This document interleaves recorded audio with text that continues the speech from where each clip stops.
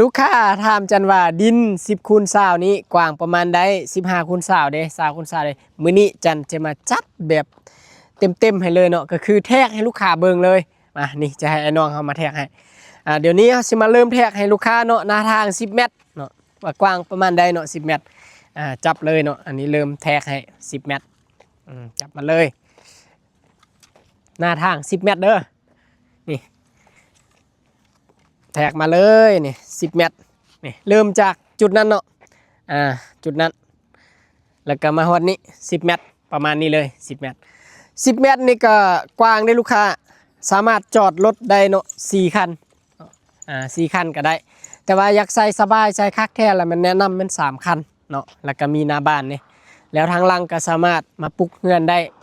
ปลูกใหญ่สุดก็จะได้อยู่3 ห้องนอนเนาะสำหรับดิน10 เมตรหน้าทาง10 เมตรแล้วสำหรับทานได้เนาะที่อยากได้กว้างกว่านี้ก็สามารถแทกสามารถแบ่งเอาได้เด้อคลิปนี้ก็จะมีประมาณนี้แหละไป